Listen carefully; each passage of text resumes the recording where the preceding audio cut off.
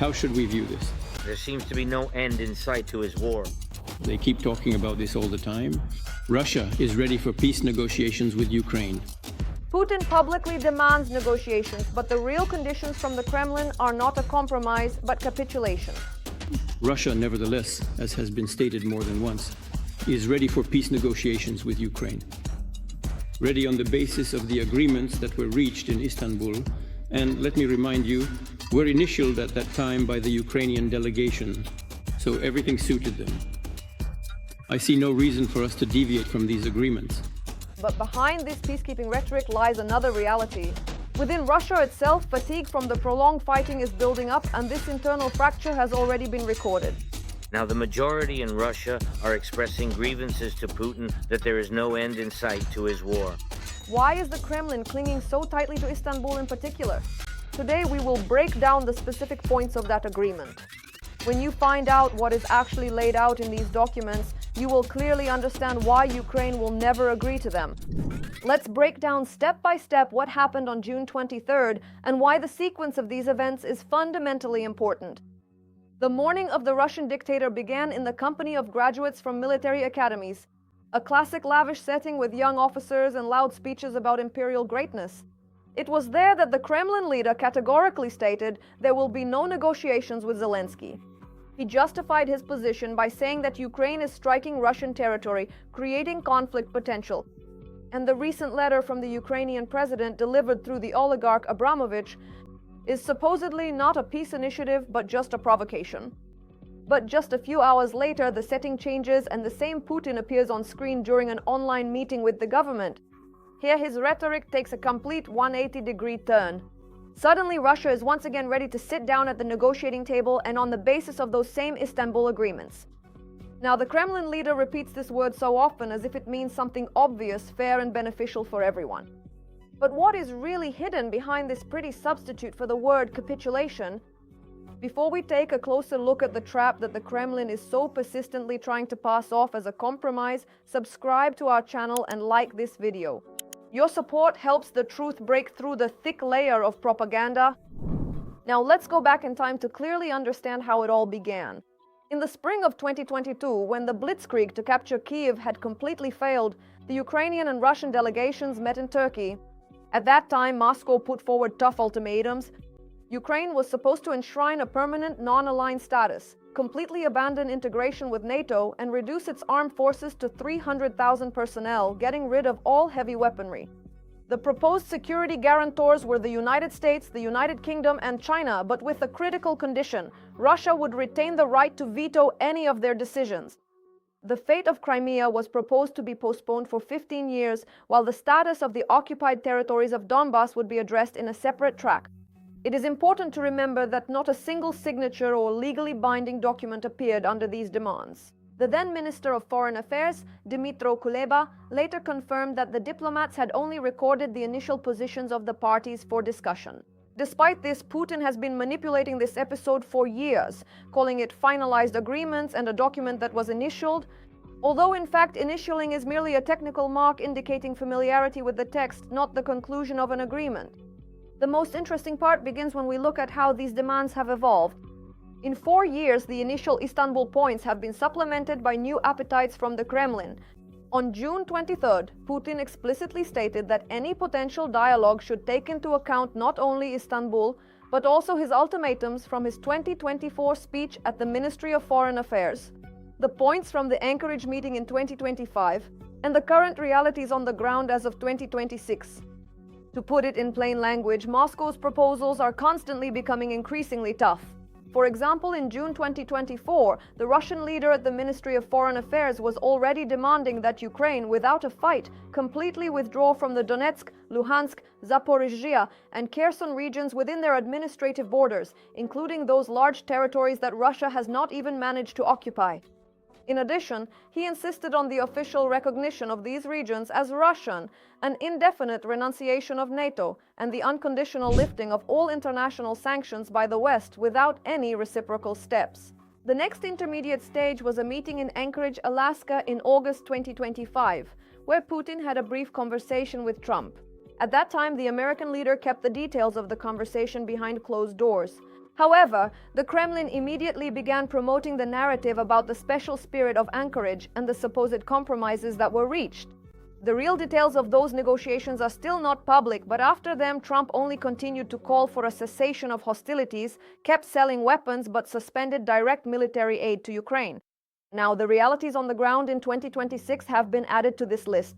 This means that any piece of Ukrainian land that Russian forces managed to capture after 2022 is automatically included in the initial package of their territorial claims. Thus, every time Moscow calls to return to dialogue, Putin is actually demanding much more than at the start of the full-scale invasion. The Russian conditions are not softened by the prolonged war, they only expand. In this flow of information, one telling marker of the Kremlin's behavior has gone almost unnoticed. Throughout the entire day of June 23rd, Putin did not mention a word about the large-scale Ukrainian drone strike on the Moscow oil refinery that took place on June 15th. As a result of the attack, two key technological units, AVT-6, were completely shut down. Meanwhile, Press Secretary Peskov responded with the usual phrase that the president is simply being kept informed. The dictator himself chose to remain completely silent about the actual damage near Moscow. Instead, he mentioned the alleged strike on Starobilsk twice in one day. A classic propaganda fake that has never been confirmed. They keep talking about this all the time. We want face-to-face meetings, we want face-to-face meetings. So what? And then 3 days later, a strike on Starobilsk? How are we supposed to understand this?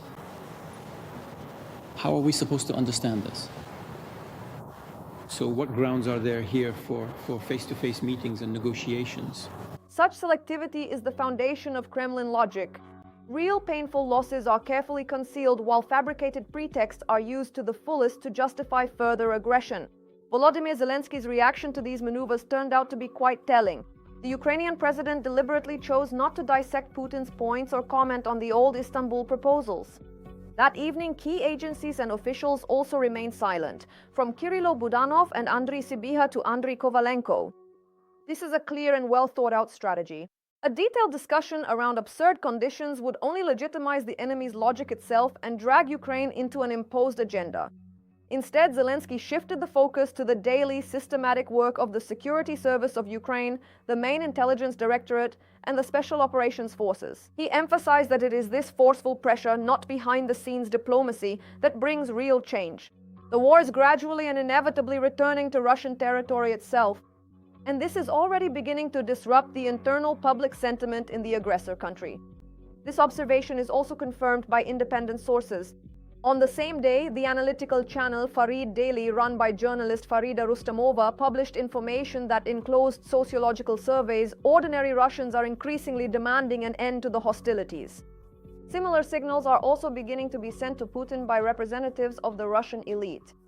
This discontent has not yet entered the public sphere, but behind closed doors, the processes have already begun. Ukrainian intelligence services have been observing these trends over the past few months. The electoral ratings of the ruling party, United Russia, are steadily declining, and the percentage of citizens dissatisfied with the Kremlin's policies is constantly growing. That is why Zelensky emphasized the need to increase pressure. This strategy is proving to be effective. Among Ukrainian military personnel and experts, Putin's statements have sparked a wave of understandable skepticism. Major of the Armed Forces of Ukraine, Andriy Tkachuk, called the dictator's evening statements a blatant slap in the face to Trump and his team of negotiators, whose diplomatic efforts and visits the Kremlin effectively nullified in a single day. In the officer's opinion, Kyiv must convey to its American partners as firmly and thoroughly as possible the true meaning and danger of the Istanbul demands. Advisor to the Minister of Defense Serhiy Sternenko drew attention to the outright absurdity. Moscow's position reversed to the opposite in just a few hours between the morning and evening broadcasts. And either fighter Stanislav Bunyatov simply laid out the dry points of the 2022 agreement without any unnecessary emotion. An army of up to 50,000, renunciation of territories, complete non-aligned status, so that every viewer without any hints could understand what fate was being prepared for us under the guise of peace. To see the overall picture objectively, it is worth recalling the background story. Back on June 4th, Zelensky sent Putin an open letter which was delivered through Abramovich, who personally visited Kyiv on May 21st. This document contained a specific proposal to hold a direct meeting between the leaders on neutral territory to discuss the end of the war. At that time, Putin publicly rejected this initiative, calling it provocative. Meanwhile, Kremlin propaganda simultaneously launched a fake story about the shelling of Starobilsk in order to have a formal pretext for refusal. However, on June 15th, the Moscow oil refinery was hit, demonstrating that the rules of the game are changing despite the Kremlin's attempts to conceal its vulnerabilities. As a result, we see a clear and cynical scheme.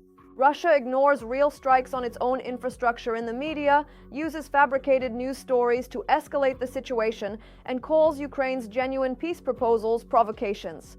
At the same time, the Kremlin's own concept of a settlement has turned into a kind of matryoshka doll, where inside Istanbul 2022 are hidden even harsher demands from the following years. Each time, the aggressor's appetite only grows. Zelenskyy responded to this in the only correct way. He drew attention to the internal erosion of Russia itself, since real influence on the Kremlin today comes not from diplomatic courtesies, but from Ukrainian drones and the deep fatigue of Russian society. The only question is how many more such contradictory statements can come out of Moscow before the international community finally stops taking Kremlin rhetoric seriously. It seems this process has already begun. If you want to truly understand the essence of events and not just read superficial headlines, subscribe to the channel. Here, we thoroughly analyze everything that is being hidden behind the scenes of the news.